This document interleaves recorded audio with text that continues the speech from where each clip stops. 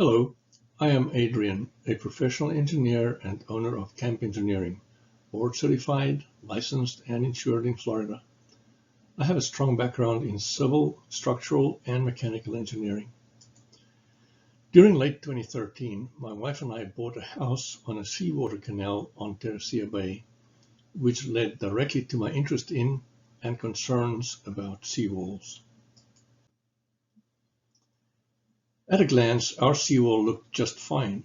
However, I noticed some spots close to the seawall where the ground was depressed and some holes in the shell-filled drainage layer that runs along the wall. So I asked a local seawall company to inspect it and was told that is nothing to worry about yet, but to wait a few years, then check it again. That did not sound reassuring to me at all. On top of that, I found the going cost to replace a wall was astronomical. Later, while kayaking in an adjacent canal, we saw a failed wall and heard of yet another neighbor whose seawalls failed shortly after they built the pool. As a problem solver and having successfully designed many retaining walls in my life, I started looking for a low-cost way to prolong the life of our wall, finally settling on what I am presenting to you today and what I am doing on my own seawall. I learned that the cost to replace a seawall was in range of $800 to $1,200 per foot length in 2021 dollar terms. For our house, we therefore thought we would have to budget around $80,000 to $120,000 for the foreseeable day when we will have to replace our wall. To worsen our concerns, during the following years, we watched our neighbor's wall in the last stages of its life, starting to cause significant problems at the south end of our wall. To arrive at a solution, I have several things in my favor. First, I have decades of experience designing retaining walls, and second, I have significant experience improving failing soils, as I was the lead engineer, for example, on one of the largest international grout injection projects at the time, where we injected over 300,000 gallons of grout to reconsolidate the foundation soils for a single crusher facility. Finally, I have experience in repairing concrete slabs, subsidence, using different kinds of structural foam. The next few slides provide an overview of the design of our seawalls and why and how they fail. Basically, a seawall is a special case of a retaining wall that is subjected to extreme operating conditions. The standard residential seawall construction method is a sheet pile wall made of concrete, timber, metal, or plastic that are driven into the ground and tied back to the concrete using dead men buried on the land side, and the ties go near the top of the pile cap to prevent the wall from overturning into the sea. A drainage layer is installed against the wall to help balance forces from either side by allowing water to leak from one side to the other, and a geofabric is installed to stop washing out fine materials over time. The triangular shapes here represent the pressures that act on either side of the wall. Daily tidal fluctuations and random rainfall events cause water to continuously flow through the wall, tending to wash fine soils over time into the canals. In fact, silty soil from our properties leaking through our seawalls is the dominant reason why, after heavy rainfalls, our canal water turns brown. This also proves that we are all in the same boat with deteriorating walls. A comparatively small contribution to the brown color is from street runoff drains. The absolute worst low case for our walls happened during hurricanes that passed east of us on their way north. When this happens, the winds drive water away from our west coast, resulting in extreme low tides. While this directly minimizes the resistance to movement of our walls, to make things extra bad, these events are accompanied by high rainfall that saturates the soil upstream of the seawall, thereby maximizing the pushing and overturning forces on the wall. It is therefore no surprise that a lot of seawall damage is found after such storms, and some seawalls that collapse or show severe cracks.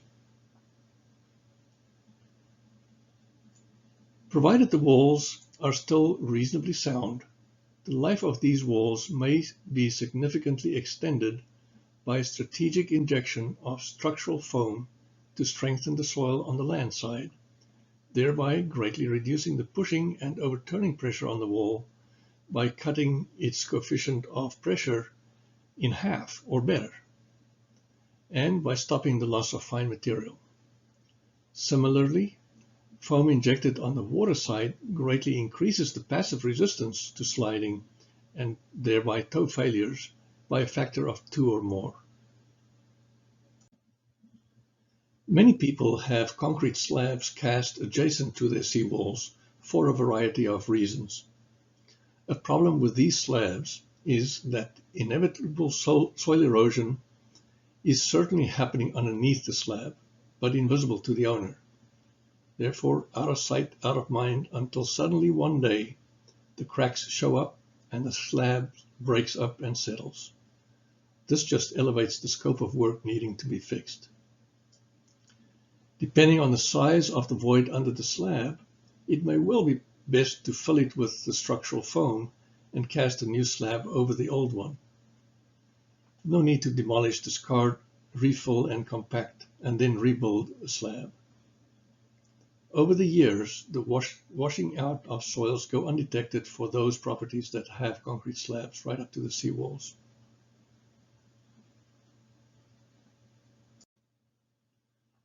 Being proactive is key to prevent disastrous, costly repairs. These examples illustrate what we can all look forward to if we sit back and do nothing about our seawalls. Pay particular attention to the soil upstream of the wall and the extent of the landside that is involved in conventional fixes. In some cases, having or building a pool near the seawall can make the wall failure more likely, as at least one of our neighbors know firsthand.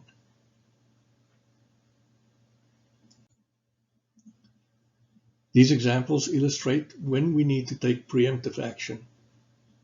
Check the soil and drainage zones upstream of the wall for any signs of pockets and depressions. When you see that, plan to extend the life of your seawall. The sooner the better. Once the seawall deforms and cracks, seawater finds its way to the reinforcing steel and starts corrosion, which is more difficult to arrest and fix, often requiring a complete rebuild. Here you can see concrete that's pulled off the wall due to corrosion of the rebar. In this case, these are stress cracks due to movement of the wall. This is possible that this one can still be fixed, but it's not certain. The following slides illustrate void formation and the process to inject structural foam to mitigate that. As mentioned earlier, rain and tidal fluctuations have the effect of a net loss of fine material from the land side over time. The first signs of that are holes in the drainage layer or ground up close to the wall, followed by visible depressions of the ground as it gets worse. That would be the time to arrest the further deterioration with foam injection.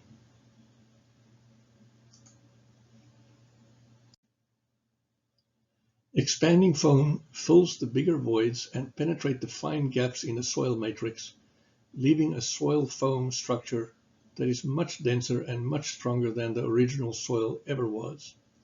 Unlike cement or silica injection, the foam does not break down or leach out over time, but provides a permanent solution without overloading the wall during injection.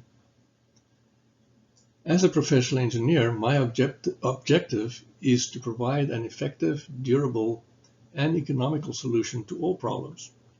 For our seawalls, we must do something to try to avoid rebuilding the wall, although sometimes that may not be possible to avoid.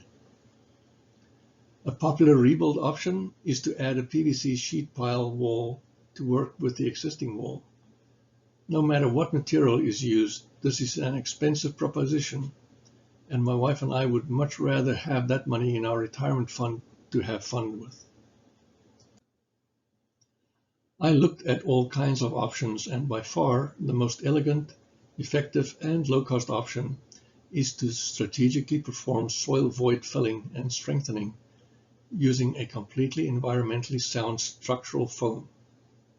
The product is 100% developed and manufactured in the USA, a big consideration for us, and is certified and tested to be safe even for drinking water applications. When done by someone with in-depth knowledge of the design factors that impact seawalls, the cost may be as low as 15% to 30% of the cost to rebuild the wall and avoid having to rebuild any docks. Cracks in the wall are filled only to the degree that is essential to maintain the equalizing of water pressure on either side of the wall, to arrest further settlement of the soil, and to strengthen the wall against sliding and toe failure.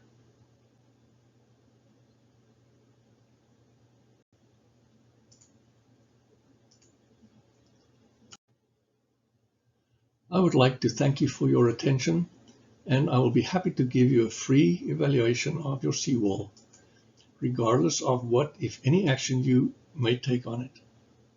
At a minimum, I will give you information to avoid getting only one alternative, which is the most expensive alternative typically, and then that will allow you to make better decisions. Thank you again.